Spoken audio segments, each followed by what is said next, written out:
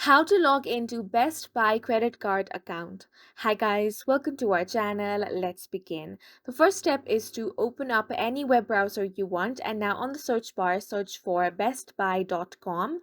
Then on this web page you first have to choose your country. So select Canada or USA.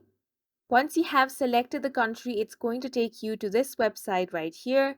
Now from here you have the option of account. So click on this drop down menu. Now, if you do not have an account, you can create on the create account option. If you do and you just want to sign in, click on the sign in button. Now to sign into your Best Buy credit card account, the first step is to enter your email address.